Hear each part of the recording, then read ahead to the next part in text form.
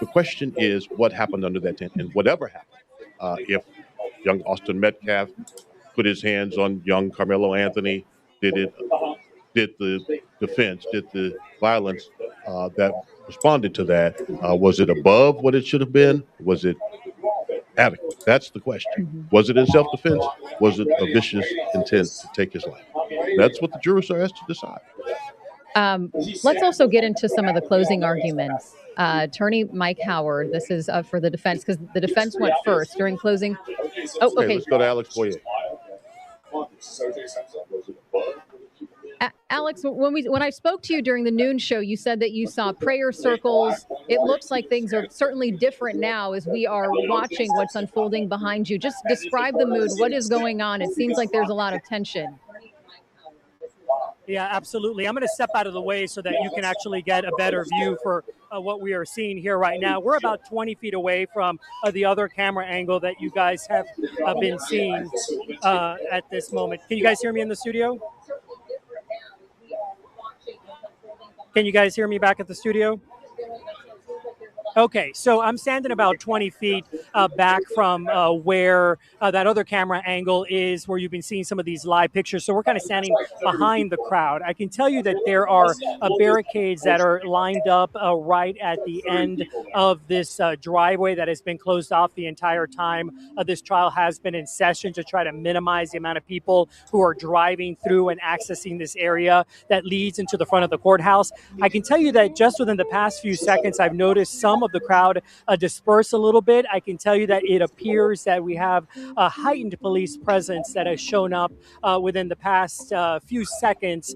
Seems like they're trying to show kind of some unification here in front of those barricades. I'm counting about, looks like at least 7 or 8 uniformed officers right on the other side of that barricade, separating this crowd to the entrance of the courthouse. Of course, emotions running high as we get into now just past 2:05 p.m. when we know members of the media were going to be allowed back inside the courtroom to hear what that verdict is. You know, I can tell you when I first got here a few minutes ago, when we heard that a verdict was going to be announced, people were initially scattered out of the way, kind of standing under trees since it is so hot out here.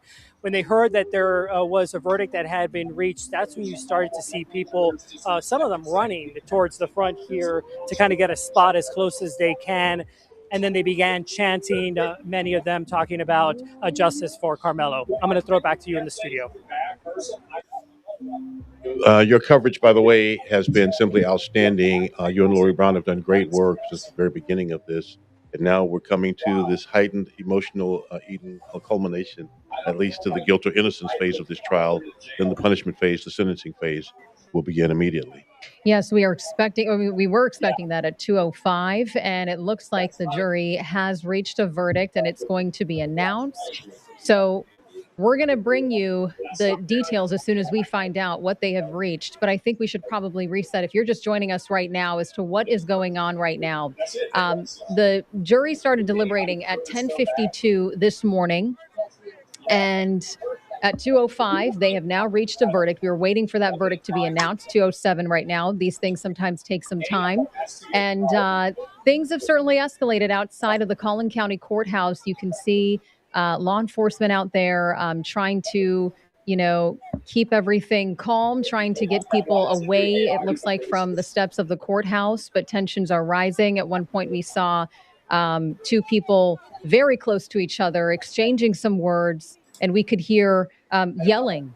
Earlier, when we were on the noon show, Alex Boyer was outside of the courthouse, and he was saying that, he saw prayer circles. At one point, I think we were hearing someone chanting in the background and speaking. And so things have certainly escalated even within the last, I would say, 2 hours that he's been out there. And I'm sure once this verdict is announced, it will only get worse.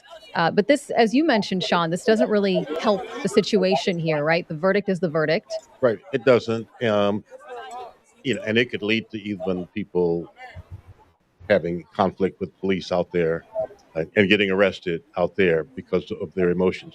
These moments are very tense and very intense, but you have to control your emotions in this moment.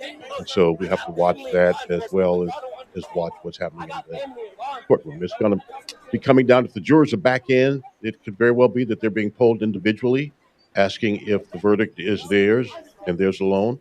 And then that'll be read by either the judge or the foreperson, what that verdict is. And because this trial really has moved quickly, I kind of want to get into some of the developments that took place this morning. So the jury was able to consider manslaughter as a lesser charge to first-degree murder. Manslaughter is, just reckless killing, right? He did not, arguing that Karmelo Anthony did not intend to kill someone. He just happened to kill someone. Meanwhile, murder includes the intent that this was deliberate. So the jury is having to decide between manslaughter as that lesser charge or first-degree murder. Now, as we talked about this earlier, the difference really is the maximum sentence, right? So for manslaughter, the maximum sentence is 20 years. For murder, first-degree murder, the maximum sentence is really life in prison. So Karmelo Anthony was facing between 5 years to 99 years in prison. During closing arguments, the state actually waived the right to open, so the defense went first. And so on Karmelo Anthony's side, his attorney, Mike Howard, argued that Anthony was invited into the tent by somebody he knew and that nobody had the right to use force to eject him in terms of, some of the witnesses have said he was pushed, he was shoved. They used different words to describe that physical altercation there. Attorney Howard also claimed that Anthony did have the right to defend himself against somebody much bigger than him. That was something else that was brought up, was the difference in size between both of these 17-year-old boys. But prosecutor Bill Worski, he argued that Anthony showed up with a mindset that, which is why he had a knife with him. Prosecutors argued that self-defense is not a defense in this case because Anthony provoked Austin Metcalf into pushing him when he said, "Touch me and see what happens." So the question here is, was this self-defense or was this deliberate? Did he intend to do this? What happened here? That is what the jury is going to have to decide on. Or was this a case of manslaughter, as we just mentioned, the lesser charge that was presented this morning to the jury that they could also consider? And in a case like this, you talk about Bill Worski waiving his opening opportunity in closing arguments. That's a strategic move, right? Prosecutors, because the burden of proof is on the state, they get to open, the defense makes its close, and then they get to rebut that, to have the last word. He wanted to stack all of his time. So he deferred, if you will hold ours and reserve it and wait, so he could have this powerful, emotional, planned close, which is what he did. That's what an attorney is supposed to do, to try to press their claim to the jurors. And the last voice you hear, maybe the last impression. And so we'll have to see what this jury decides. One of the interesting things, and I think we've talked about it a little bit on our air, is that Bill Worski and Toby Shook have worked together in some of the biggest cases. They were both prosecutors in the same time at the Dallas County District Attorney's Office. Some of the most historic cases in North Texas, they worked on them together, even as special prosecutors for a case down in Kaufman County where an assistant district attorney was assassinated. And now they, on another historic case, are at opposite tables in the courtroom. And we will see how the jury decides, what decision they have come to. We are waiting for them to announce their verdict. This case certainly got national attention. Really from the very beginning, whether you live in Texas or not. I think many people have heard about this case. We've seen national media come over to Collin County outside of the courtroom. We've seen TikTokers, YouTubers. It has gained a lot of interest. Again, these are two 17-year-old boys at the time. There was no evidence that they knew each other prior to this incident, but it has garnered a lot of attention. And so I think that is also part of the reason why you're seeing so many people out there. It has raised a lot of emotions too. And mainstream attention. New York Times, CNN, Fox News Channel, News Nation, all covering this. And we've seen either family members of these folks involved or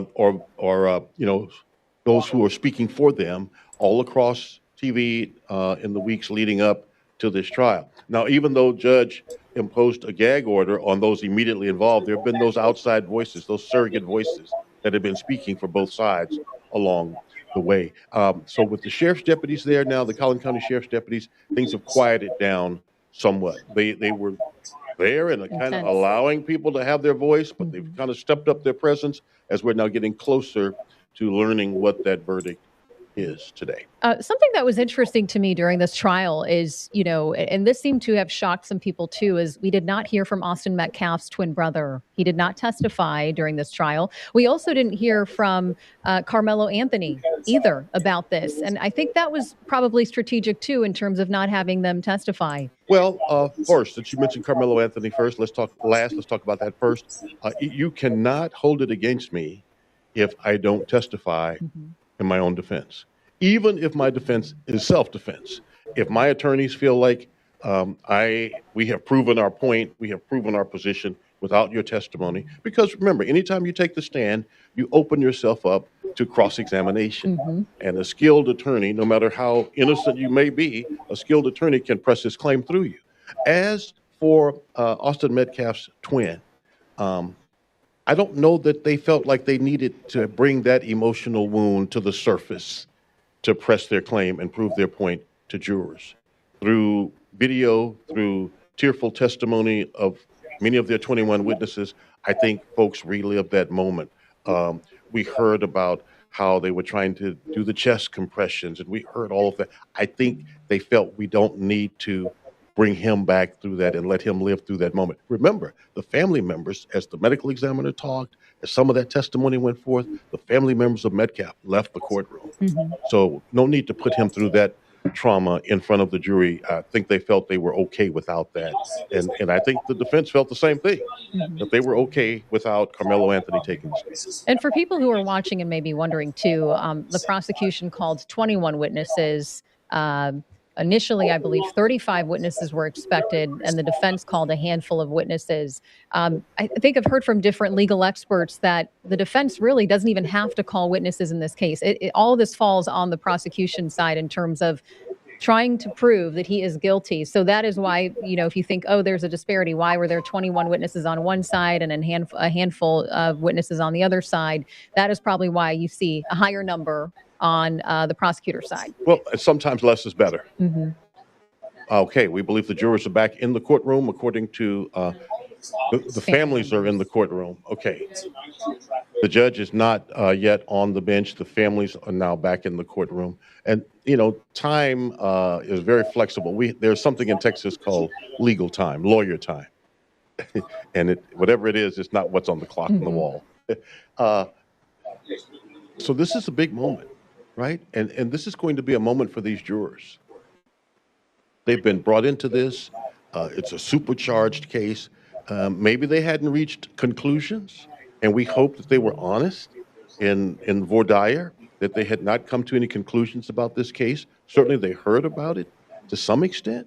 You can hear about a case and not make conclusions about it and still be a great juror, and we pray that's so, but they've been in this crucial. They know what's happening outside.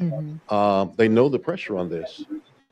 And so we'll soon hear the verdict in this case.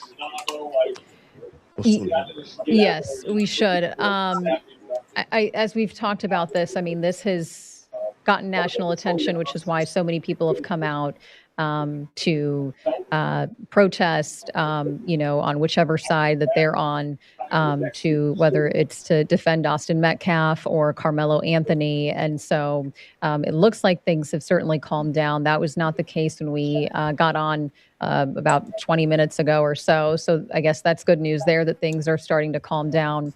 But we're going to see, how all of this plays out. And we'll go from there. This was a 12-person jury. 600 people were part of that initial jury selection. They narrowed it down to 12 people. And over the course of 2.5 days, the prosecution called 21 witnesses. The defense called a handful of witnesses. And so now it is this case is really in the hands of this jury. It is up to them. They have made their decision. And so we are patiently awaiting to find out what that decision is. Yeah, what have they decided? It's done now. They've made their decision. They've come to a verdict. And we'll soon hear that. And then the punishment phase, sentencing phase will begin. And Austin Metcalf's brother is in the courtroom next to his mom. right now. And so this has been an emotional burden for all involved. I mean, all these kids are good kids. They all had good grades. They all had bright futures. And in a moment, whatever happened under that tent has derailed a number of lives here. I think it was also during the trial, people have talked about how emotional it was. I think you mentioned this too, Sean, that having to see the surveillance footage, having to see just what unfolded in the moments after this altercation, this interaction between these two 17-year-old students. And so, yeah, this is probably, I would imagine, emotionally taxing for both sides, for both families, and to just consider that a lot of these friends who were part of the track team, who went to school with both students, it's got to be very emotional for them as well to be a part of this and to witness all of this play out. So we will see, what the jury has decided momentarily. Again, we were expecting for that decision to be announced at 2:05. It is 2:20 right now, so they're a little bit late, right? We're a little bit 15 minutes behind schedule, but I think that sometimes happens in these kinds of cases. Right. And so we're really not late. If we thought it would come at 2:05, it could come at any time now. We know it's coming. We do know it's coming. Families have returned to the courtroom. I can tell you there are sweaty palms, there are sweaty foreheads, hearts are racing. Everyone in that court, on either side, everyone in that courtroom has the same kind of anxiety at this moment as they wait for words that will echo in their hearts and minds long beyond today. And there was question about, okay, well, how long is this jury going to deliberate for? That was the question this morning. We were wondering, right? Because this was kind of their first time really talking to each other about what the evidence that was presented to them, right? So this is their first time, saying, well, I thought this, or I thought that, or what did you make of this? And so really for them to come to a conclusion, to come to a decision within 3 hours of deliberating, I thought, okay, that's fairly soon. Maybe we'll expect it later this evening or tomorrow, but it sounds like they have come to a consensus. Sure. And really, there's no formula Mhm. for how juries work. Over my years, I've had an opportunity to interview a number of jurors. Oftentimes, they'll return to the jury room and immediately take a vote to find out where they are in the room. And then they start working through evidence or questions or talking out loud amongst themselves from there to see which way they move, if they move at all. So we don't know where they started, but we do know starting the deliberations at 10:52 and then getting word when we did a little after 1, I guess, that they reached a verdict. They weren't too far apart, whichever direction they're in. They weren't too far apart. It didn't take that much longer to get there. So we'll see if any of the jurors talk after all of this is over as well. It is 2:22 now, and we are waiting for the verdict to be announced in the Karmelo Anthony murder trial in Collin County.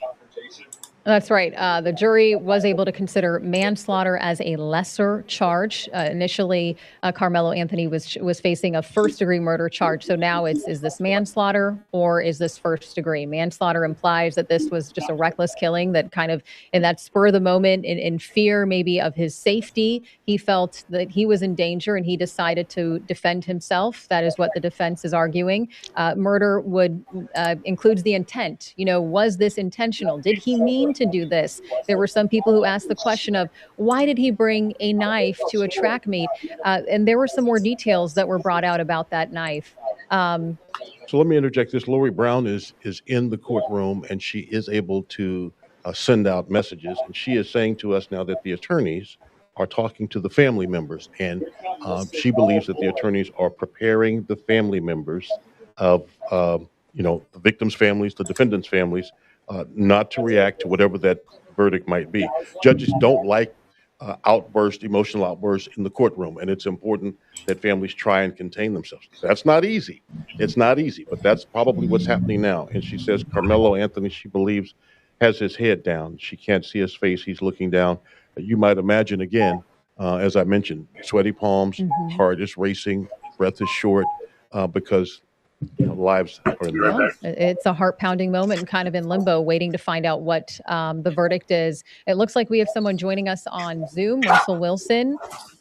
Russell, thank you for joining us here. We are waiting for that verdict to be announced. What do you make of the fact that, I mean, the jury has been deliberated rather for 3 hours. So they reached a decision just before 2 o'clock. Just in your experience, I mean, what do you make of them coming to this decision fairly soon? I think, yeah, it would be consistent with there not being much disagreement among the 12 jurors. So, it wouldn't necessarily take very long to resolve those disagreements. And so I think it was really kind of a narrow issue, if you will. There wasn't really a doubt about, who done it and how it happened or any of those types of things. And so perhaps based off of what they heard, jurors had a strong feeling one way or another. And, eventually that came to a unanimous verdict. Russell, it's Sean. Let's go in on what the two narrow really questions are. Narrow questions. Yeah, I think one of them would have been, did they believe this was murder or manslaughter? And then if they did believe that it was either one of those crimes, did they believe that it was justified? And that, viewed from the standpoint of Karmelo Anthony.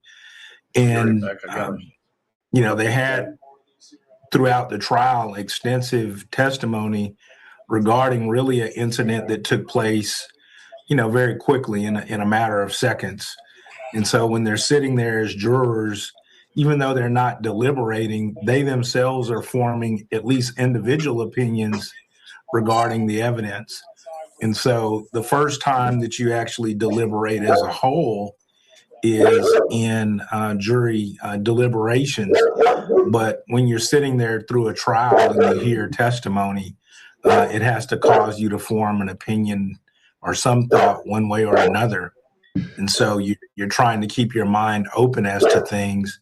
And usually your mind is working your way through to one way or another regarding how you feel about the case.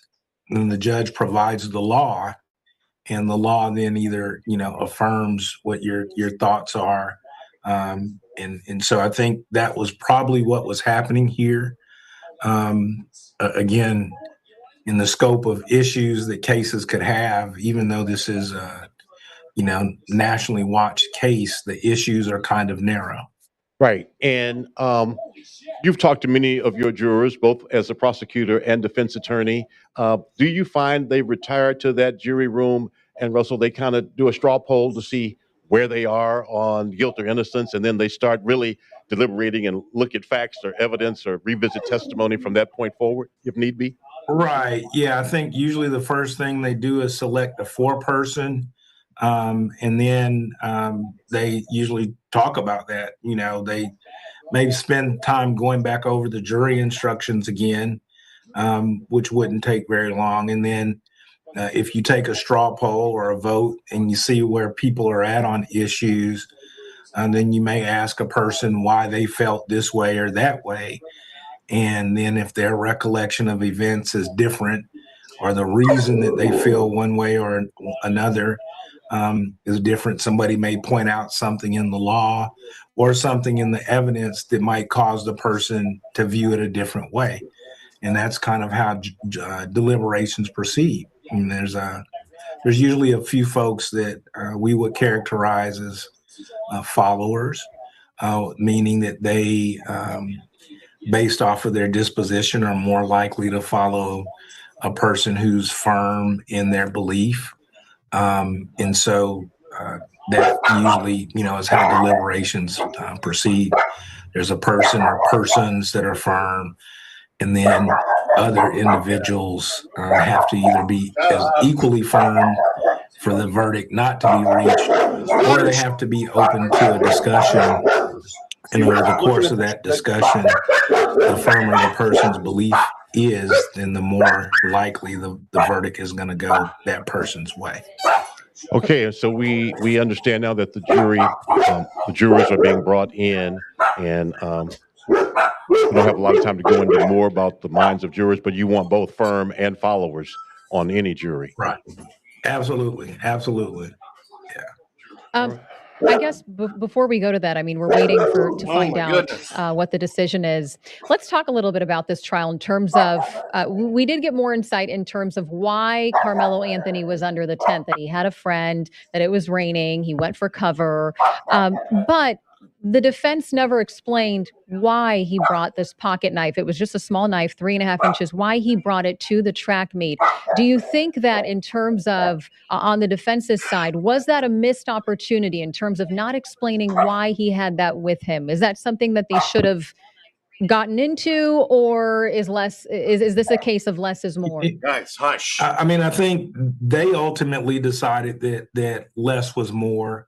I think their point was it was lawful to have it, and risking a violation of school policy was indifferent. When you think of a person having a knife, the knife is displayed, and jurors have to form a belief if they think that that knife can be used for other utility purposes or if it's there exclusively to be used as a weapon. So, in the range of knives, if you will, one of the things is that the knife was less than 5.5 inches, which suggests that under Texas law, well, not suggest, it is actually legal to carry it there, but it suggests that it also could have other potential uses. And of course, So not having the knife cleaned, leaving the dried blood on the knife lends to the mind and imagination of the jurors those other uses. right. I think that they decided that regardless of the reason, it did not sound like it was for purposes of a confrontation with the person that he didn't know he was going to be into a confrontation with on that day. So I think certainly you want to try to answer every question you can, Right. but every answer comes with risk as well.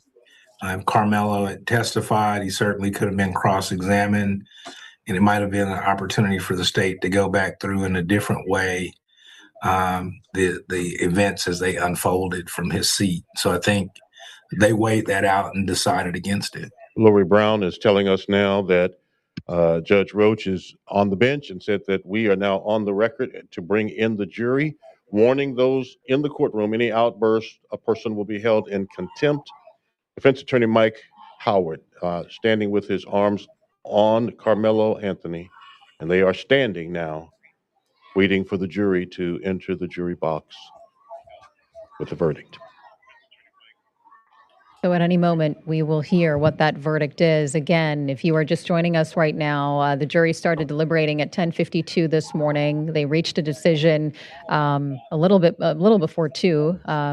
And so we were waiting for that verdict to be announced at 2:05. It is 2:32 right now. Sometimes, these things take a while in terms of getting everybody into the courtroom, explaining the rules. Our Lori Brown telling us that any outburst, a person will be held in contempt. So just kind of letting them know what the rules are, just so that they have rules in place and they want people to follow those rules. It says here, Lori is telling us, we, the jury, find the defendant guilty of murder. That is the verdict from the jurors, according to Lori Brown, who is in the courtroom. Okay, we're hearing that first. Guilty of Right. murder. We are finding that out. And I think Russell Wilson, with the brevity of Right. this deliberation, I don't think that's a surprise to many people. Well, right. So, I mean, what we know is that they've rejected the self-defense claim. They believed that the use of deadly force in response to the shove was excessive, and that's not necessarily a surprise based off of the totality of the circumstances. So I think that was their verdict. Now we'll see what happens with this jury in the punishment phase. Right. So we're probably going to see a brief break, Mhm. and the parties will get a chance to gather themselves, if you will, and the judge would have to decide if he wanted to go ahead and begin the punishment phase of the case, maybe in 15, 20 minutes or so, or if he wanted a break. Given that he's got the jurors sequestered, I think that they will get back started on testimony probably relatively quickly. Let me ask you a question. You have a client who is a teenager who's a 3.8 GPA, has no bad record, has no juvenile history, has no engagement with law enforcement, has made this decision that has left him guilty of murder. How do you work in the punishment phase? What do you try to do to limit? I mean, I think you gotta first you want to console your client and the family briefly, but you're going to have to quickly turn to your anticipated punishment evidence, which is going to be the state again going first. You're going to hear more character information. It takes a while when you get an adverse verdict for the person to really accept and understand it. The state may be moving to have his bond held insufficient, meaning that if he walked in the courthouse today, that he won't be walking out tonight. Your client's going to have a whole lot of anxiety. You know, the range of punishments, 5 to 99 years. When you hear a guilty verdict of murder, you're certainly going to see your life flash before you because you recognize you could face imprisonment for the rest of your life. The attorney, if you get everybody calm down, you need to start thinking of your most mitigating factors. Probably here will be age of the offender and no criminal history. And let me ask you, while I have you, Russell, let's talk about the converse side of that. Let's talk about at the prosecution table. I have covered trials where you were the prosecutor and you secured the win in the courtroom. You got the conviction. What happens to the family of your victim in this moment? What do you say to them as the prosecutor? You know, we're actually there's a sense of relief for them regarding the verdict being the verdict that they wanted it to be. But you're still preparing as well as the prosecutor. So you'd say, you know, brief words of comfort. The family usually experiences some degree, like I said, of relief. And then I'm probably talking to them about who our first witnesses are. Maybe I'm wanting to go get, maybe I'm bringing a mom and I want baby photos.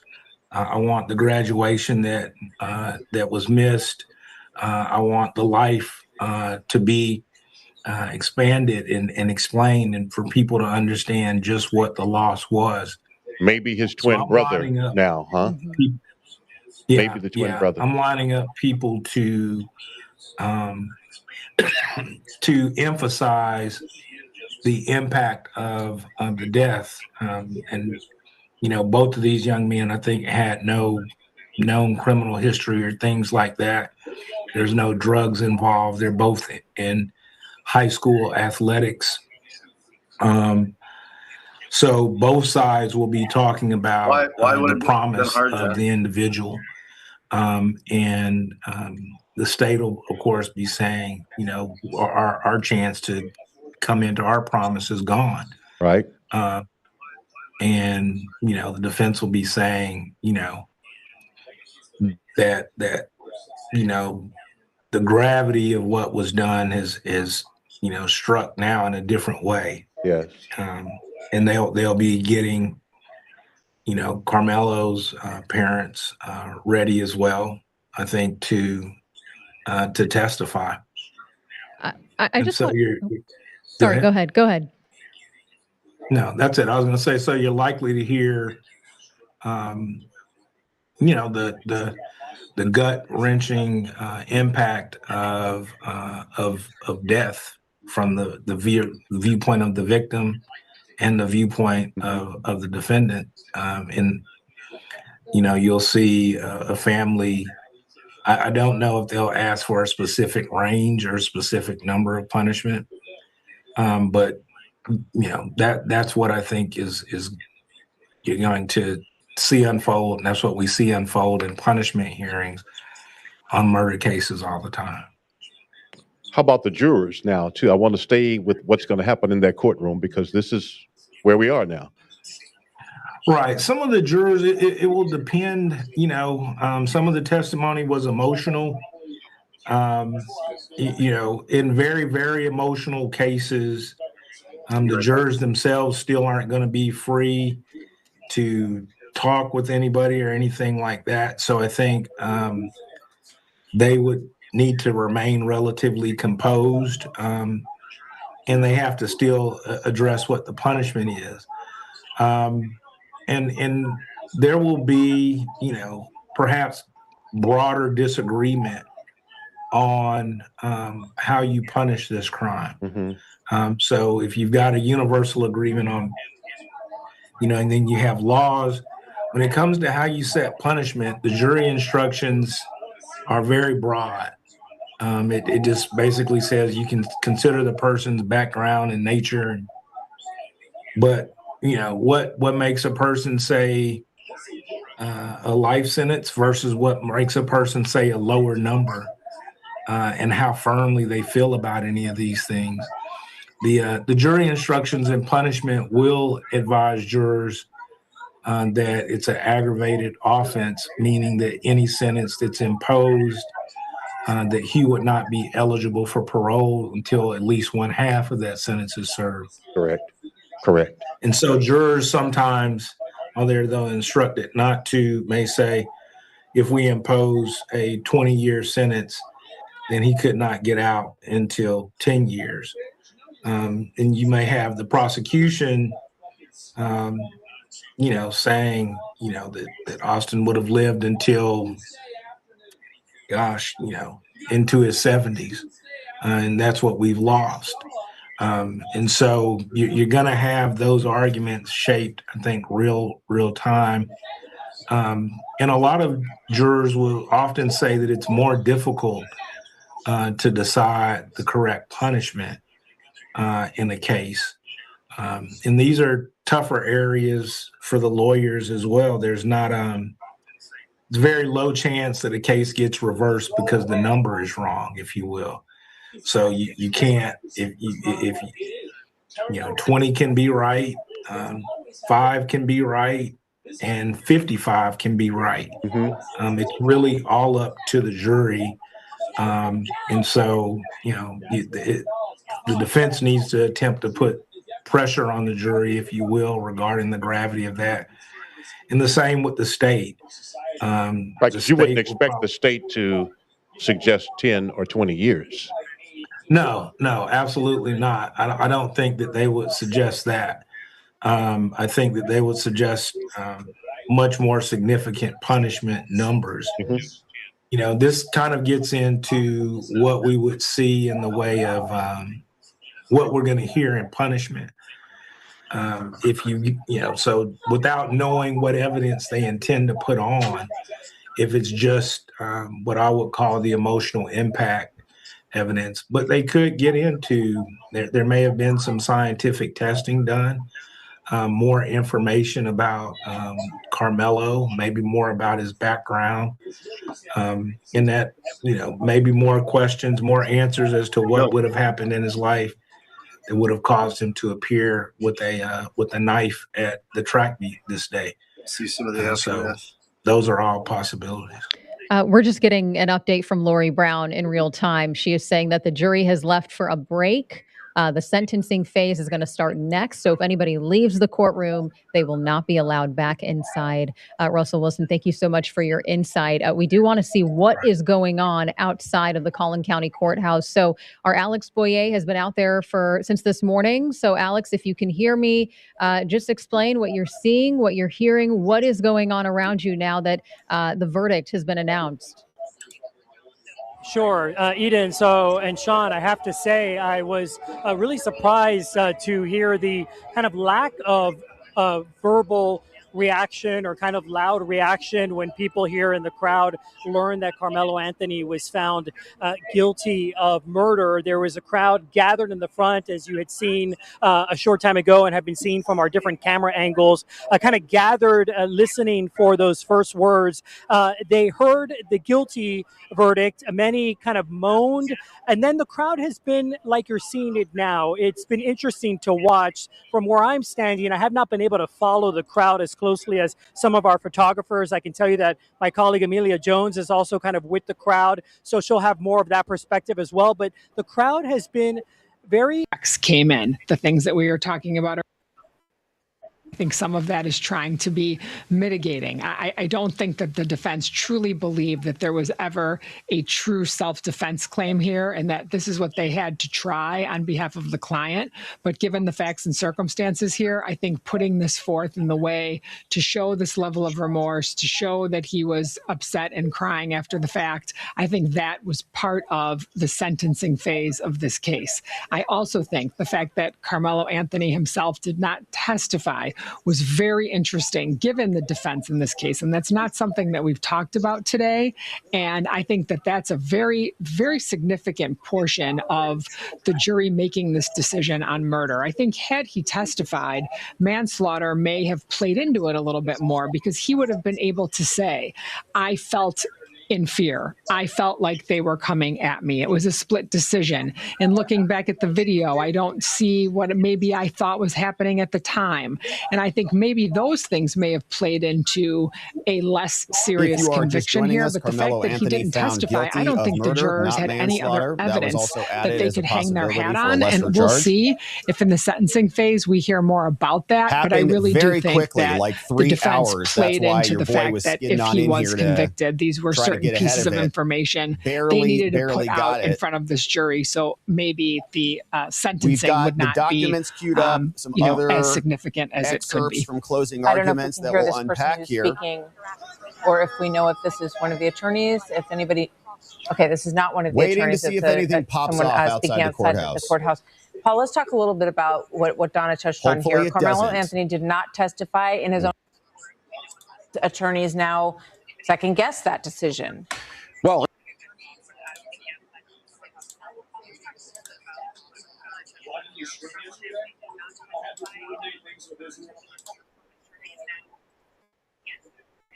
at sentencing from this jury, I think it was a mistake.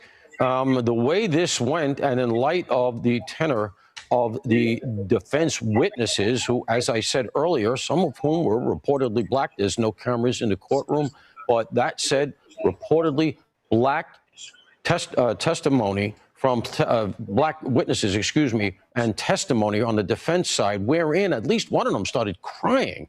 It broke for the prosecution. So at that point, if you're sitting where the defense is and you're about to continue with your case, you probably have to go back and say, hey, look, we got a Hail Mary here, and that is we put you on the stand to play for a sympathetic jury sentence. Lots of interesting reaction on X. We'll come back to that in a moment. Conviction feels to me like the kind of 1 in a million shot you never want to put your client in the position of. Feels to me like it would have at that point, the way things were going, to Donna's point, say, you know what, let's try to elicit some sympathy.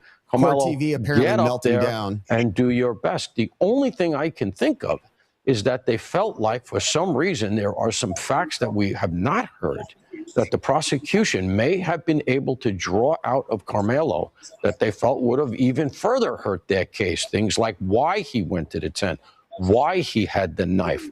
There may be things that come out that we didn't get in the and this happens, that we didn't get for various evidentiary reasons in the four corners of the case that we're going to hear subsequent. Because one of the things you notice you didn't get a lot of is character stuff here. You didn't get even about Metcalf. Like, one of the things I was kind of waiting for when the defense came forward was I was starting to wonder, do they have some sort of thing up their sleeve that's going to paint the victim, however unsavory that is, and I think we'd agree it is because the kid is dead, but do they have something where they're going to essentially paint the victim as somebody who almost deserved it, a bad kid who's had what was coming to him? And of course, all the reporting cuts against that, and ultimately that's not what happened. But I'm wondering if we're going to get some kind of character stuff that's going to come out that for whatever reason they decided let's not roll those dice, because the way this thing went, and you can't argue with the way it concluded, you're sitting where the defense is. I think I might have taken the shot. Karmelo, get up there. Do your best to be sympathetic. Maybe we get the manslaughter, and as a relatively young man, you'll see the light of day again. Very interesting. Paul Morrow, thank you very much. So, Donna Rotuno, we're waiting to hear from these attorneys, and we're also going to hear from General Jack Keane here in a moment on the downing of a U.S. Helicopter. So we want to get to that story as well. But is there a framework for sentencing here that is applicable based on this, the environment of this case that speaks to you? Well, I don't think that he's going to get the maximum. I don't. I think that we are going to hear him be more humanized in front of this jury now for sentencing. I do think that given the fact that manslaughter was on the table and the jury rejected that, I don't think you'll see less than 20 years. But I definitely do think that you will see a sentence where maybe this young man can see the light of day at some point in his life. One way or another, Austin Metcalf is never coming back, and this tragedy has already been compounded, given the fact that he will never be able to live again. And of course, Karmelo Anthony can, and his family can still go and visit him. And so I definitely think that the jury is going to, or the judge, whoever's going to hand down the ultimate sentence, it's going to be stiff. And I do think that it's going to be several decades. I'm just not so sure we're going to hear a life sentence here. So in terms of how this is going to work, I imagine we're going to hear victim impact statements. The judge and the jury will hear some statements from these families, correct? Yes. And is there any opportunity on the Anthony side for them to, plead for leniency in this case for any reason? Absolutely. Absolutely, Martha. You will hear victim impact statements.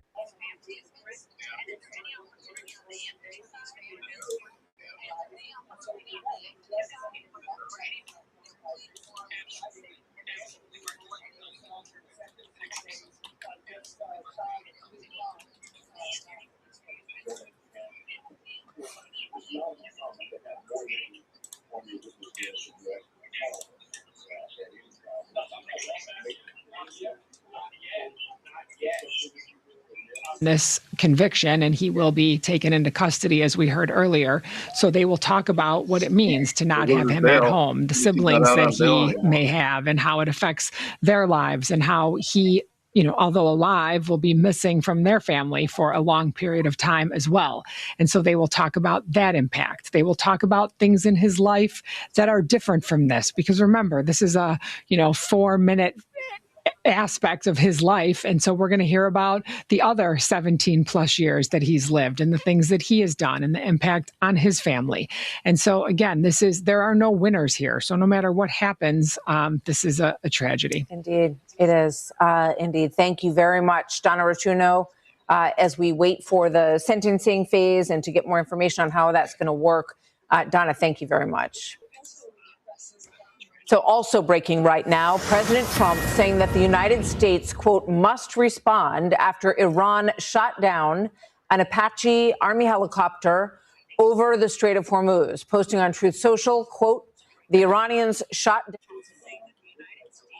All right, so friends, lots to unpack here together. Let me share with you, as Fox News cuts away, let me share with you some other very interesting reactions percolating over X right now. First of all, Court TV apparently melted down.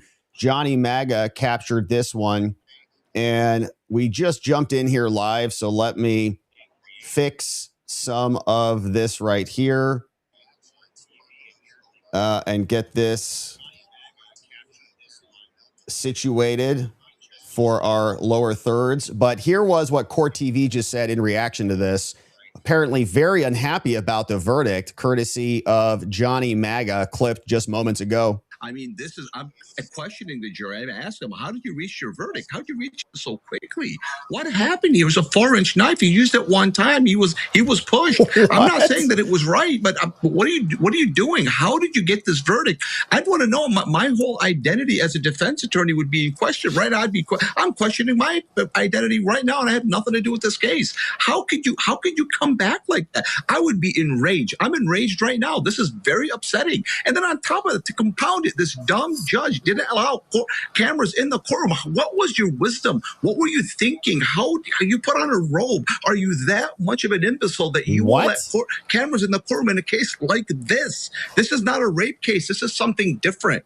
This is something that's clearly the whole community is enraged, and you knew that before the trial started. So I mean, this is very upsetting.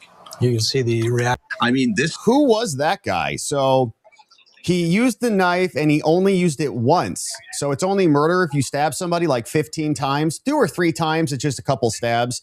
You really need to get over, double digit stabbings and then it becomes actual murder.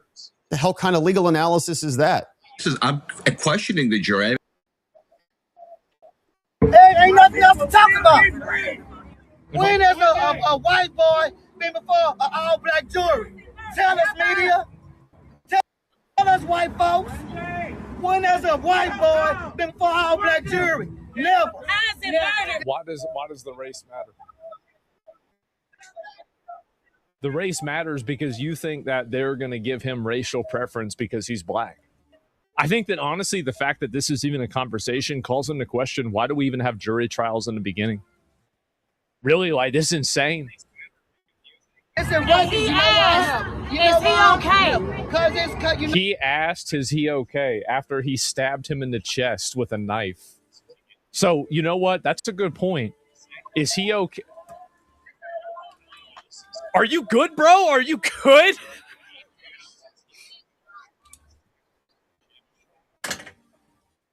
It's not murder. You know what? Whatever the verdict is, he got justice because he got to go before a jury of 6 or 12 instead of being buried by 6. We got to stand up. We're going to keep, that's right. You know what? Let this be our in the stand. Exactly. Come on, sister. Come on, sister. See, right. This is a war. It's a war? I guess you must be the tank. This is a war. This is a war. And it's been going on. This war been going on. Yeah. They never stop being racist.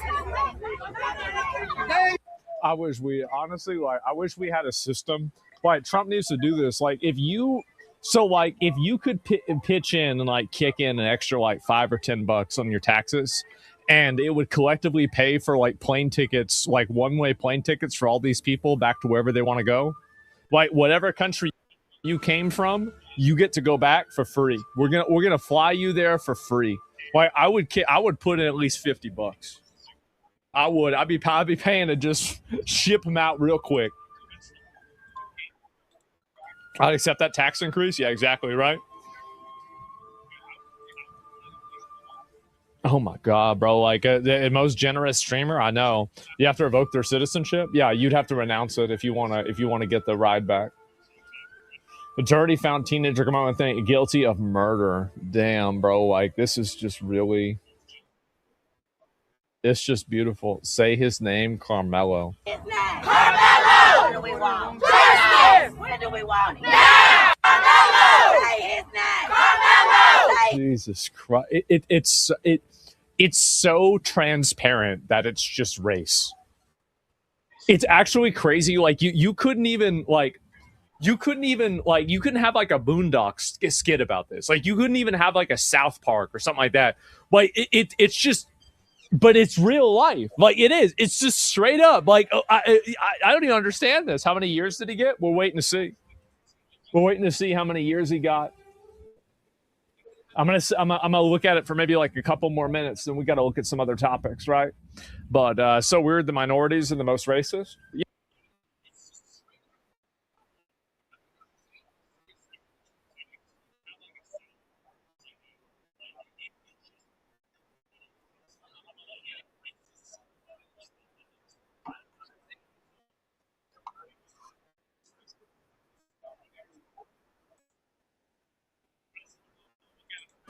Let me try and click on it again. Okay, for some reason now it's working. All right, give me a sec.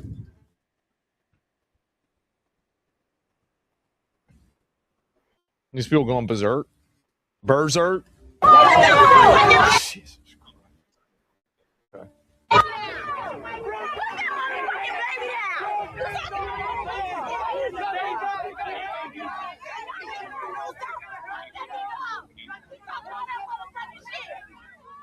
Uh-huh. Do you remember what I said about girls with that hair?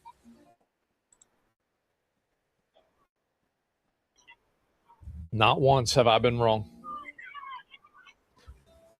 Not once. It's a red flag. It is. That's a big one. Mm-hmm.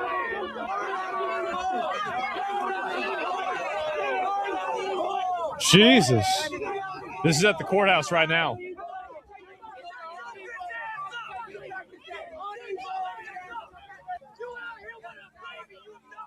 Use unlawful force against him. He's also justified if the person would be justified in using force against him. And here's the big one. This is what every single witness essentially talked about, even the defense witnesses, which is why this came down so quickly. A person who has the right to be present at the location where the deadly force is used, and he didn't. Now, I think that if there are any riots, at all, I think that they straight up need to just send in the National Guard and just go full in Warhammer 40K Imperium on them. Like, totally bring down the hammer. Like, the moment that, like, something gets stolen, the moment a window breaks, the moment some shit gets lit on fire, immediately send in the Space Marines. Send them in. Mostly peaceful riots. Well, it's going to be a mostly peaceful. Just give me a little tap, tap, tappy, and then I'll stab you, which gives the whole game away. Saying he's not engaged in criminal activity at the time. And I think even the police officer said he's allowed to carry a weapon in there. So it may not have been a criminal charge if he was found with the 3.5-inch blade in the tent at the high school. But certainly he was in violation of school policy, and everybody knew that. In fact, there was some testimony that kids even signed documents saying we don't bring weapons to school. Don't know if he did or not. Did not see that introduced into evidence. Not required to retreat if he's allowed to use deadly force. And you need to determine whether he acted reasonably. So that's another one. Deadly force means force that is intended or known by the person using it to cause death or serious bodily injury. And the jury saw Austin Metcalf's heart just gashed open. Apparently there were shocking noises out of people's mouths when that evidence and that photograph were presented. Reasonable belief means that this person had a belief that would be held by an ordinary and prudent person. So would an ordinary and prudent person, this is an objective standard. It's not what you would have done in this particular location. It's saying, if we just step outside of your shoes, what would an ordinary, reasonable, prudent person do? Would they sit there and scream profanities? Would they reach into their bag to arm up in a foreign school's tent? And then if you're lightly touched, just stab somebody? You're also instructed jurors that it is your duty to consider all relevant facts and circumstances around the alleged killing. Was there a relationship? Now, going forward with all that in mind, if you believe from the evidence beyond a reasonable doubt that Karmelo in this location did commit murder or manslaughter, but you find the evidence or have reasonable doubt thereof that he reasonably believed that deadly force, when and to the degree used, if it was immediately necessary to protect himself from the attempted use of unlawful force by Austin Metcalf. If you believe that, then you have to acquit him. You have to say your verdict is not guilty. That obviously did not happen for him. Also instructed that if you believe from the evidence beyond a reasonable doubt that at the time, place, and question, Austin Metcalf or others were not using or attempting to use unlawful deadly force on the defendant, or that the defendant did not reasonably believe that his use of deadly force was immediately necessary, then you will find against the defendant on his plea of self-defense.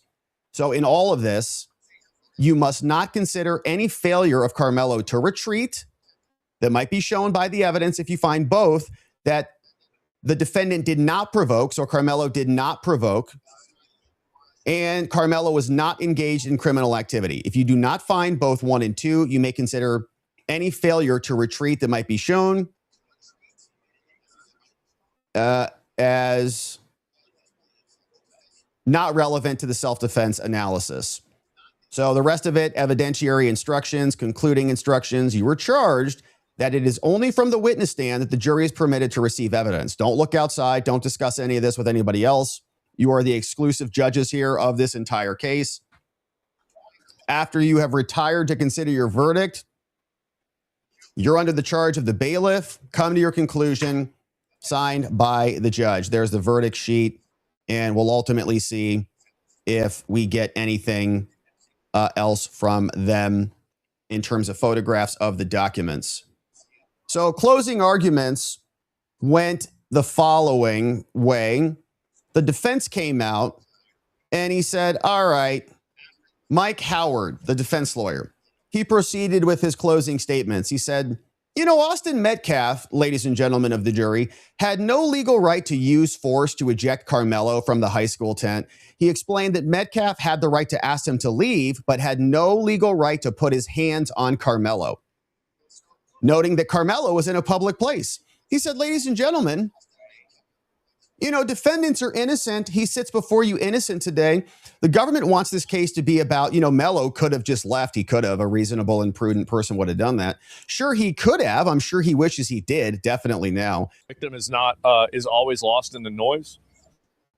Well, at the end of the day, you know, you're going to have people that do that just because they want to defend it for whatever reason, right? I mean, it's not really a lot.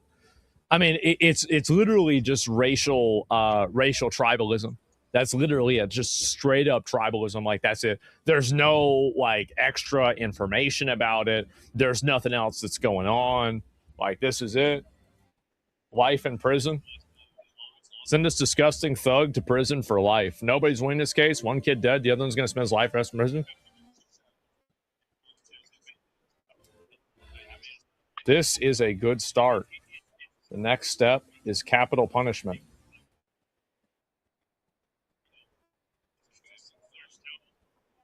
There it is.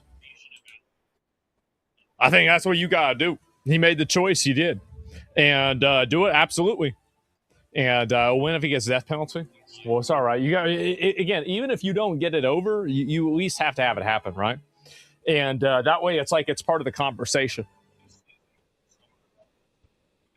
Then that's the law. He isn't eligible for death penalty. No, just change it. Change it, retroactively apply it to him anyway. Who cares? It's a stupid law. Who cares what the law? If the law is stupid, why you follow it? Shouldn't be following some bullshit like that. It's dumb. It's dumb as hell. Like, why the fuck? Like, what do you mean? No, he took off. Why is this? This is like, oh, I don't think it's actually even live. Like, give me a minute. Let me see if I can find these other ones here.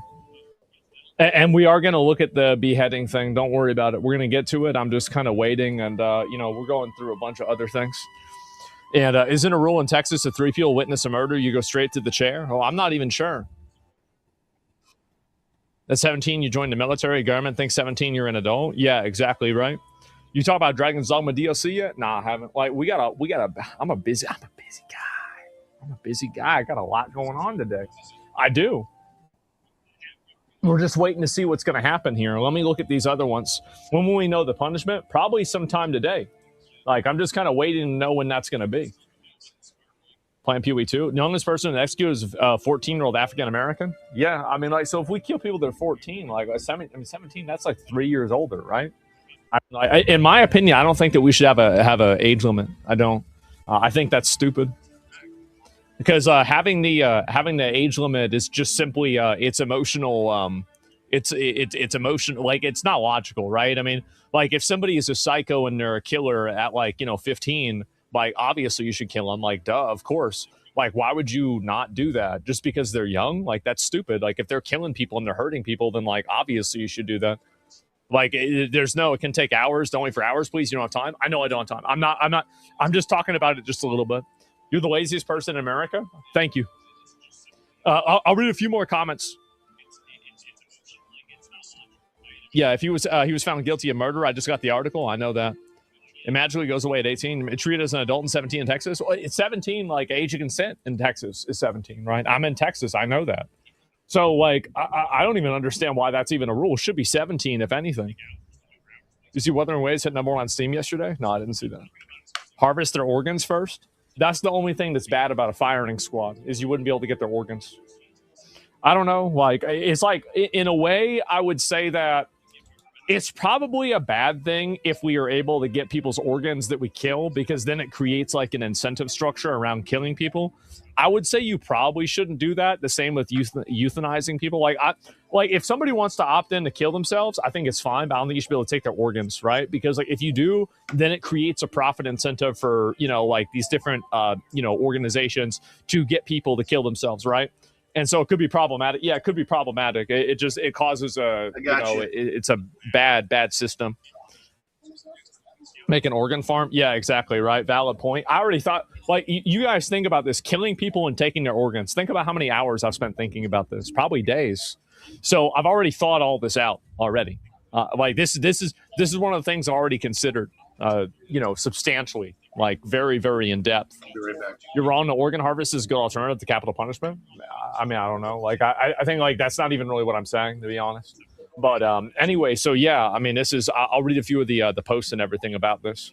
And again, it's just really, really funny for me to see this. It is so funny, especially to watch people getting mad about it too. Like, that's what's so funny. Guilty for murder. Is that him? Is that actually him? Demonic picture. It is. That's too bad. That's too bad, bro. Like, damn. And wow, that's so sad. Guilty of murder. Let's go. Like JD Vance not being biased on this trial. Yep, there it is. Ayo, can I get a refund on the GoFundMe? Nah, bro. Like, you gave him money. Family knew he'd be guilty of murder because he was definitely guilty. Hey, bud, we have a year to get rich, so let's play ball. Let's fundraise for a new house in Escalade. I don't know what they spent that money on. I have no idea. Everybody is happy over this shit. Stay safe. TV isn't even reporting it yet. Thank you. Oh, man. Wasn't a bright idea to spend defense money on a house and a new Cadillac? I don't know if they even did that. I have no idea. Let me see if there's any more of these. I believe he was guilty, but I get no joy out of this satisfaction. Really? I get a lot. What a bitch. What a pussy. What about Gibson Go enforcing their murder conviction to refund people who donated? I'm going to give maybe a hot take. I don't think that the fundraising website should be making editorial decisions like that. I think that unless you're fundraising for something that is literally illegal, like, help. Welcome back, my friends. We are in continuing coverage in the digital studio. Sean Rabb here along with Eden Chuckle as we talk now about the Karmelo Anthony. This is just them talking, like they're just literally filling up space. And so, like, if like, I need somebody to fund my bomb that I want to make so I can blow something up. Like, if somebody said that, like, yeah, obviously they should shut that down because it's literally like funding, illegal activities, right? But like, other than that, I don't think so. And as a Texan viewer from Texas is a message, maybe. Like, let me see if I find this. And I don't know really where it is. But, okay. All right. As a Texan, I have something to say. All right. What do you got to say? Mr. Gold, pull me up. All right. All right. You haven't. That I do? Okay, let's go. This had better be good. This better be really good. It's a bagel with locks. What do you find funny about a young person using their future? I believe he was wrong, but he's not illegal but he is not an illegal or nothing extreme like that. I would rather have 1,000 illegals in my country than one knife murderer. I don't want any of them, honestly. But like, I think an illegal is like vastly preferable than a murderer. It's not even close. And also, what I find funny about it's not really funny to me, but it's just satisfying. Is satisfying, and I think that really, and also like I don't think he deserves a future. I think that whenever you do something really bad like that, because it's important, you have to keep in mind that like a lot of punishments it's not only about the punishment, it's about sending a message to anybody else that would do this, right? And so you have to make things really bad. That way other people know that's what happens when you messed up. Monty Rumble, I'm inclined to agree 100%. Thanks, bro. I appreciate it. Yeah. and it's called Schadenfreude. I mean, not really. I think that's very different. You shouldn't kill him. It's not right. I think it's more than right. How's it appeal defending a murderer is the same thing as legal immigration?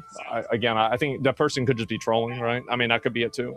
He gave up his future when he stabbed the kid. Yeah, exactly. Like, I mean, the kid lost his future too. And this is the problem. So this is the issue that a lot of these people have with like the way that they think, is that they never think about anything other than the direct event that's occurring. You never think about for example, like what happens like if you stab somebody, this is just my opinion, right? But like, I think it's true. If you stab somebody in broad daylight in front of a bunch of other people with a knife through the chest, you clearly are an animal. Like you clearly have you have no self-control. You have no inhibition control. You have no impulse control. And you are a violent psychopath. Like that's what you are. And so if you, for example, like let this guy out in like 5 years or like 10 years, he will go and do the same thing again because I don't think that you can unlearn that. And even if you can unlearn that, it's not worth the risk. Because whenever you say that it is worth the risk, and let's be reasonable with this, what you're saying is that every single other person in the world has to now live with a higher risk of their personal safety being, or their wives, their children, but their personal safety being compromised for what? Why are you even thinking about, like, why is it that the best interests of the 99.9% of the population that are not knife murderers in broad daylight in front of a crowd are not being considered at all? Because all of those people are now more it's now more dangerous for those people because this person is let out back into the wild. So the more that you think about like, well, you know, like he's just a kid, or well, it's too long, or well, he's gonna be able to come out, you're not thinking about the people that can be hurt whenever he gets out. You never think about that. And that's the reason why I think that all of these people that are advocating for like this empathy and understanding, like, I actually hate them. I hate them. And the reason why I hate them is because they are, it's basically cowardice and indulgence masquerading as empathy and virtue. You're effectively wanting everybody. It's mommy politics. It is. It's mommy politics. I like that. That's a good one. Yeah. Toddler politics, basically. He can't get most jobs and he'll be a 2%er. Yeah, exactly. How's he going to get a job after this? So like, then he's probably going to go back to committing crimes, and like, that's it. And like, you just think about this logically, and you know that the real answer is either life in prison or capital punishment. There's no other alternative to this that keeps the public safe. It's about how I feel personally. Yeah, exactly. It's about how they don't think about society. Yeah, you don't think about anybody else except for yourself whenever you say something like that. And that's the reason why I have such a problem with it. They need to hit him with all the law. He deserves jail time and harsh sentencing. People that behave like animals should go in the fucking box. People that behave like animals need to be put in a cage. And I think that, you know, what do you do whenever there is like a dog that bites and attacks a kid? You put the dog down. That's what I think we should do with people too. I mean, if they'd done, it's obvious. Manslaughter, the max would have been 20 years. So you know they're at least going to do that. So the reckless men video? Yeah, of course, bro. Of course. What's the likelihood of Anthony getting capital punishment? Probably 0%. But the reason why I'm saying it, so this is the reason why I'm saying it, is I want to shift people's perspectives. The idea that like murder is that should be the default. Like, because it's framing. I thought they were like the framing, like you've got to move even far beyond that, right? It's not enough that he goes to prison. Like, you have to shift the entire perspective. And the way you do that is you anchor things on a farther position. And that's it. You'll get street justice, maybe, right? But to get dumb enough for being next to a dog, yeah, exactly, right? When a dog bites, they cut off his head to study the brain. Yeah, exactly, right? Ireland's burning. I don't think capital punishment's enough. Maybe, right? You could hold the parents maybe accountable too. I don't know about that. Executing anyone for a crime committed under 18 is unconstitutional under the 8th Amendment. It's a categorical ban. No exceptions based on the brutality of the crime victim age. Well, I mean, do you agree? Like, do you agree with that, or are you just typing this? Like, I mean, do you agree with that? Because is this like an opinion, or are you just typing something? Because like, I would respond to a disagreement here, but I don't want to respond to you just copy pasting. Because you obviously copy pasted this. I don't agree it's just a fact from Grok. Yeah, I don't care what the facts are. I don't think it's even unconstitutional. Yeah, I don't think it is. Like, I don't understand how is it cruel and unusual to execute people? We've been doing this for like that's my opinion with crucifixions. Is like, why is it that, how is it, because it says cruel and unusual. How are crucifixions unusual when we've been doing them for thousands of years? They're one of the, like, I would say that the lethal injection is unusual. Like, we've only been doing that for a small period of time. I mean, you could say that, like, you know, they had like Socrates kill himself with hemlock back in the day. Like, I guess you could say it's like, you know, like thematically the same, but like it's a little bit different. To bring back public education, exactly. Unfortunately, the Supreme Court ruled this. Well, they're wrong. I mean, like, so what? Like, yeah, it's wrong. Like, guys, I don't give a fuck what the law is. I don't give a fuck. There's the right way to do things and there's the wrong way to do things. The Supreme Court also said that corporations are people and they can donate to political campaigns. Doesn't matter what they say. Who gives a fuck? Like, things are either right or wrong. Like, there were times where slavery was allowed. That doesn't mean it's okay. Let's be real, guys. Let's be honest. Anyway, let me scroll down and see if there's any more of these. I don't want to spend a whole lot more time on this because I'm busy. I'm a very busy guy. I'm such a busy, important person, you know. Scroll down.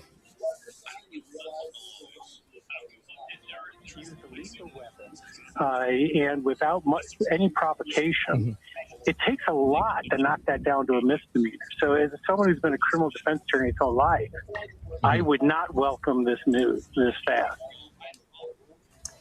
So I bet. Use a lethal weapon. I bet. And without I don't know why these aren't coming up. It takes a lot. Yeah, I saw that while I went to take a piss. I saw this. Someone this. who's been a criminal defense attorney his whole life, I would not. Let me see here. Go look at the UK. Yeah, we're going to get to it, all right? We're going to get to it. I'm just going to scroll down, look at one more topic, and then that's it. Karmelo Anthony, yeah, there it is. Karmelo. You saw that's no, that's the one that ran for president. That's a different one. Nah, bro, like, you got it wrong. Let me see. Karmelo Anthony's guilty. Damn, bro, like, there it is. There it is. Guilty of murder.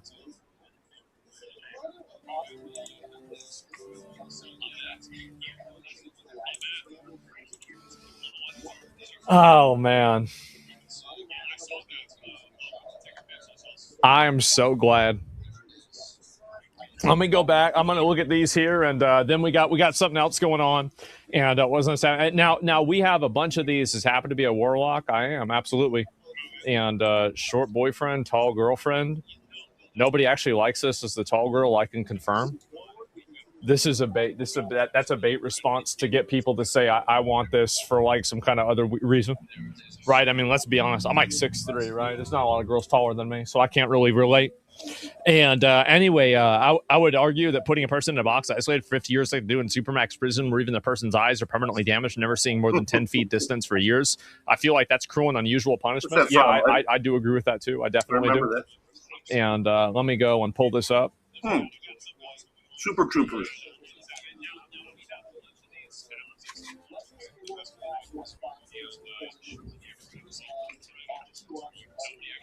That's my guy, man.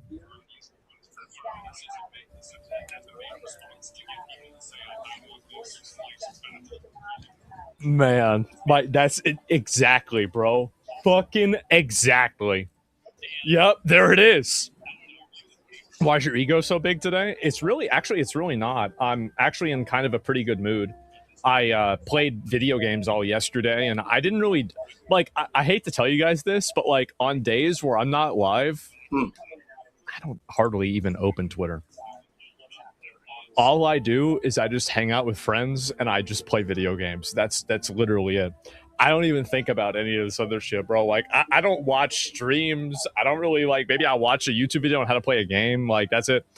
Like, that's literally all I do, bro. Like, so I'm in a good mood, man. I am. You didn't show up for work yesterday. You're fired. Damn, bro. Like, that's too bad.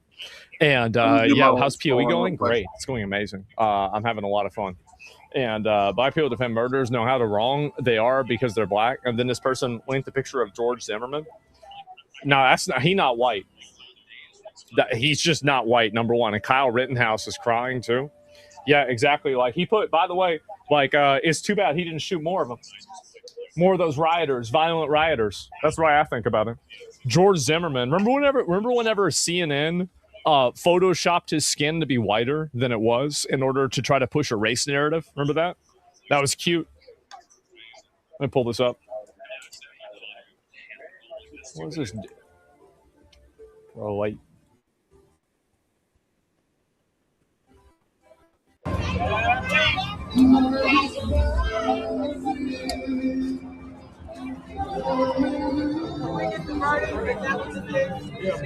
saying murder. They saying murder. They saying murder. They said no manslaughter. They saying murder. I thought it was manslaughter too. I thought it was manslaughter too. They saying guilty of murder on Fox right now. They saying guilty of murder. They saying guilty of murder. I swear to God, I'm sick of this shit. I'm tired of it. I'm tired. I don't give a fuck. I'm tired. That is sick. That is sick.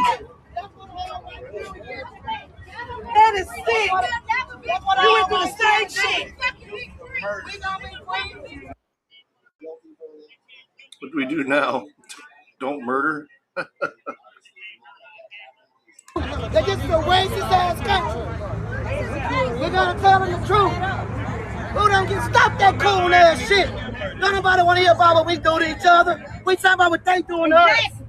White folks kill white folks. Mexicans kill Mexicans. We ain't trying to hear no cool shit today. Go over there with them white folks with that. No cool shit today. This is a racist ass country. We're in a racist ass state.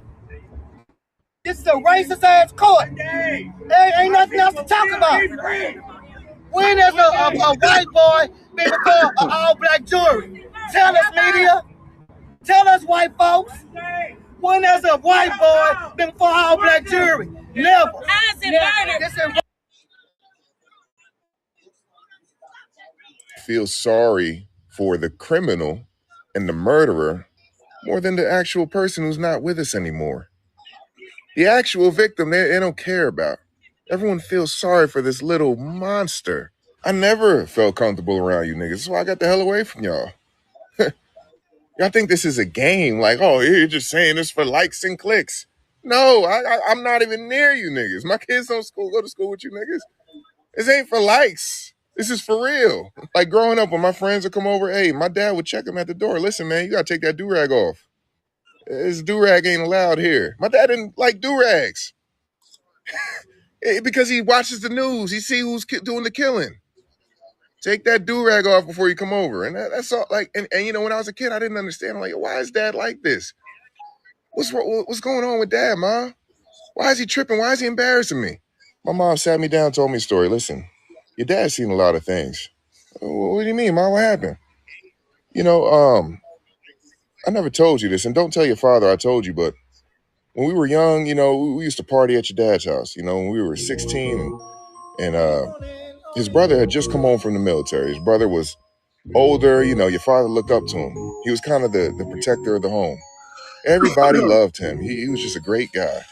Just came home from the military, you know, and they threw a party for him. Celebrating, everybody celebrating downstairs. What happens? A knock on the door. My father's brother goes up the stairs, opens the door. What is it? A bunch of monsters. You know, do-rag wearing monsters. Yo, we want to come to the party. My father's brother tells him, no, you're not allowed. Nobody else is allowed. We're going to just keep having this party and you guys are going to leave. What do they do? Oh, yeah? Put a gun to his head, shoot him in the head. He fall down the stairs, dies in front of my dad. My dad is traumatized by y'all. From that moment, man, he just didn't want nothing to do with you. He stayed in Brooklyn a little longer, seen more things happen, and then he got to them books. Yo, I got to get out of here. I cannot raise a family here. It's not safe. It's a reason why people want to get away from y'all. You have an animalistic monster mentality. Nobody wants to be around. Shoot first, ask questions later. That's how y'all move. Y'all don't even fight no more. Ain't no hands, one-on-ones. Y'all just go straight to killing. Obviously, it's not all black people. There's a lot of good black people out here. There's a lot of monsters as well. And it's not hard to tell who's who. And that is exactly why Austin Metcalf didn't want that boy around. He was right. Anytime a white man or a white child can go and put their hands aggressively on anybody and something like this occur, it's self-defense. It's self-defense. You put your hand on me and see how I respond. Beat your motherfucking game. What will the Anthony family do? What will the Anthony family? What will the people that's standing behind the Anthony family do? That's the question you should ask. We're going to stand behind them and we're going to fight. That's what's going to happen. What is your relationship with Kansas? I have no relationship. We're brothers. We're black. We're brothers and sisters. We're blacks. We're the indigenous people of this earth. Ain't nobody out here getting them, bitch. We black. It's a repeat. Black people, black sisters and brothers, black kings and queens, we gotta stick together. This makes no goddamn sense.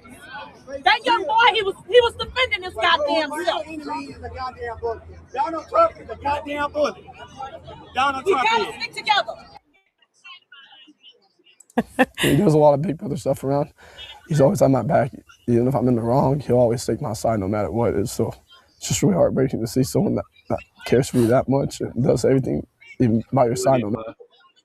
Oh my God, look at this. In this case, that it was not a case about race, but you cannot deny that just the facts of the case and what we've seen play out since then and what we're happening now is because the defendant is black, the victim is white, and that's the bottom line. But again, this is what I alluded to when I said this has brought out what's bubbling right beneath the surface. The judge as well in this case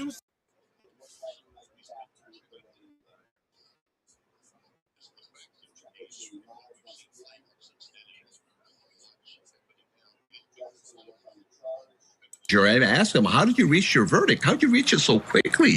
What happened here? It was a 4-inch knife. He used it one time. He was pushed. I'm not saying that it was right, but what are you doing? How did you get this verdict? I'd want to know. My whole identity as a defense attorney would be in question, right?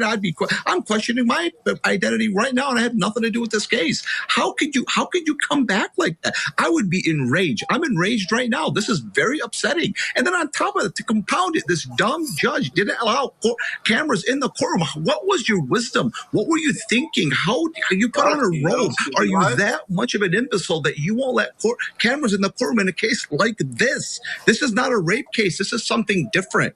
This is something that's clearly the whole community is enraged, and you knew that before the trial started. So I mean, this is very upsetting. You can see the reaction. I mean, I'm questioning the jury. I asked them, how did you reach your verdict? How did you reach it so quickly?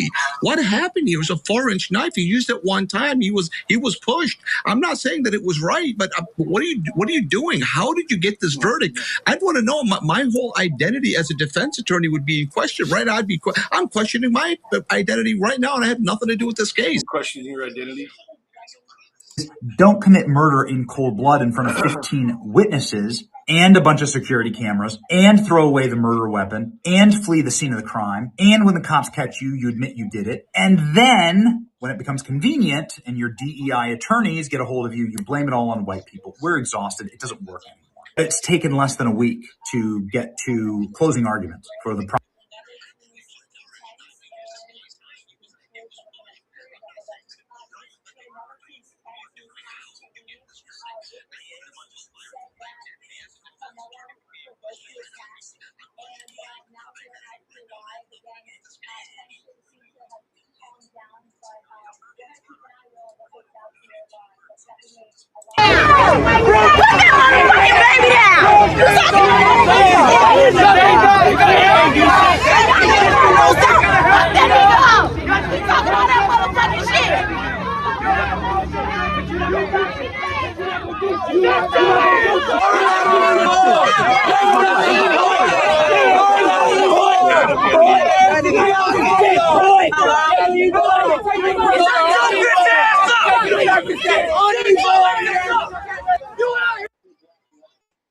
Seventeen-year-old Austin Metcalf.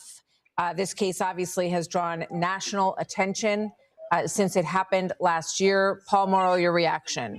Well, under the facts that we know, this seems to be the correct verdict. I mean, let me point something out that I felt set the tenor for the defense right off the top. In his opening statement, the defense attorney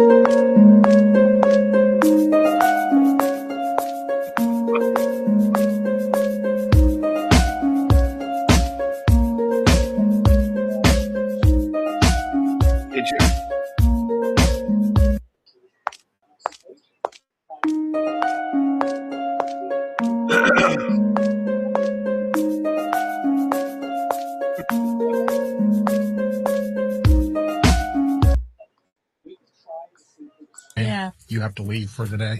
I'm not leaving for the day. You don't have a choice. You have to leave. The library staff wants you out. You have to go for the day. You'll be charged with criminal trespassing and taken to jail. Okay. They charged me with criminal trespassing and called the police.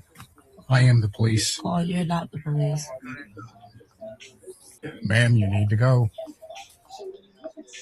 Oh, God damn, Cash App. Oh, Lord Jesus.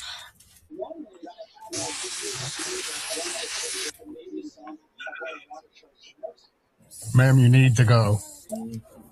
If you make us arrest you, they're going to not let you come back in the library. If you get up and walk out, you just got to go for the day. So you get up and leave now, Or what? or I take you to jail. If stand up and turn around. Put your hands behind your back. Ma'am. Suspected this because they did have one of the witnesses said it wasn't just a push, it was he lifted him up in like a linebacker drill type, like when you see a linebacker, hit the dummies, and so that's what.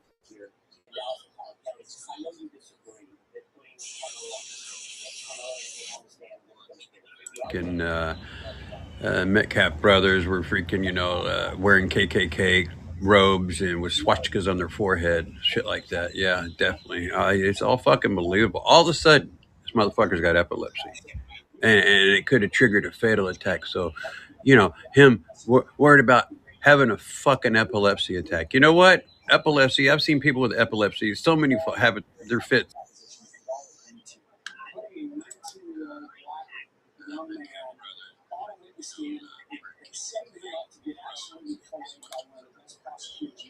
That broke out, but these deputies, they've been preparing for this. I mean, I'm counting 1, 2, 3, 4, definitely over 24 deputies surrounding this courthouse to make sure that things don't get out of control here.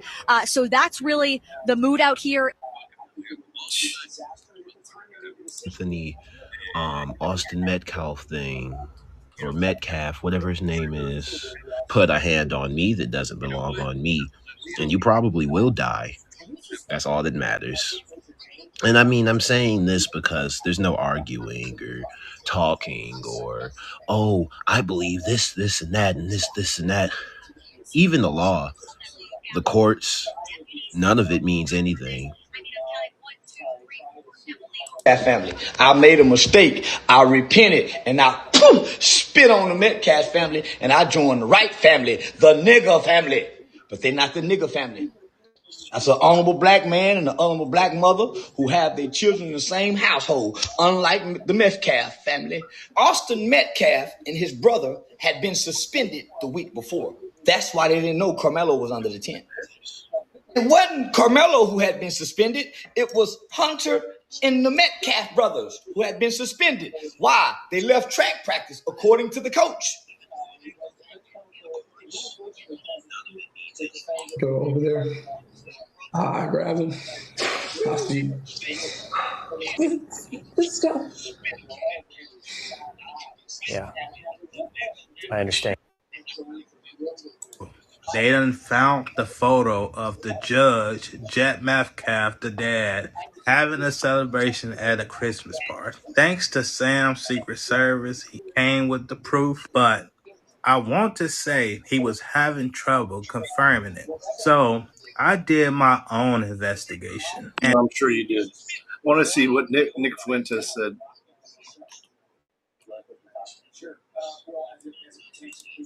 And I'm going to read Robert Gouveia.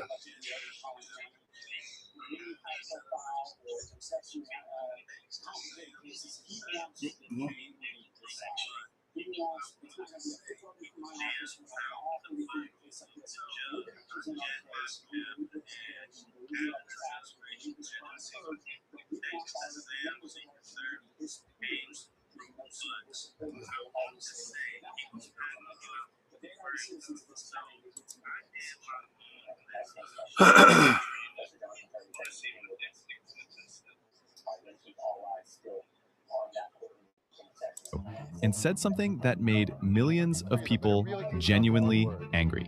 Courage. Courage. They called it courage. To remove a hole. Now, 10 years later, I want to tell you what was actually going on. Because it was never about courage. It wasn't about your phone being thinner. And it definitely wasn't for you. Here's something almost nobody knows. The headphone jack, invented in 1877, before the car, before the airplane, before electric light bulbs were even, common in homes. It was designed for telephone switchboard operators, those women you see in old photos plugging cables into giant boards. And that exact connector, basically unchanged, survived world wars, the Walkman, the iPod, 50 years of consumer electronics, without a single meaningful complaint. It needed zero power, zero pairing, zero battery, zero latency. You plugged it in, it worked. Every single time. Apple gave 3 reasons, and each one collapses like a wet napkin the second you actually look at it. Reason 1, thinner phones. Sure, except the iPhone 7, the first one without a jack, was actually thicker than the iPhone 6. Look it up. Reason 2, water resistance. Okay, so the Sony Xperia Z3 had full IP68 waterproofing, the highest rating in 2014, 2 years before Apple removed the jack. And it kept the jack. Sony figured it out. Funny how that works. Reason 3, better audio. This one is just genuinely insulting. Bluetooth compresses audio. Every audiophile on the planet knows this. The 3.5mm jack plays uncompressed. So they replaced better audio with worse audio and called it an upgrade. So if none of those reasons are real, what is? Let's do something radical. Let's follow the money. 3 months.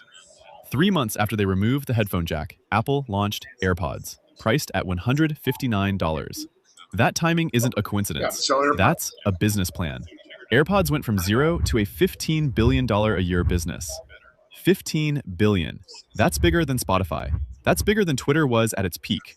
And it literally could not exist, not at that scale, if your phone still had the old port. And here's the part nobody talks about enough. Apple has a licensing program called MFI, Made for iPhone. Every company that wants to make a Lightning or USB-C headphone has to pay Apple. Every single one. The 3.5mm jack, completely open standard. No license, no fee, no Apple getting a cut. Now, Samsung.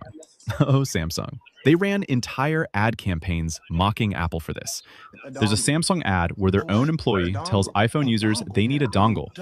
Then, a double dongle. The internet loved it.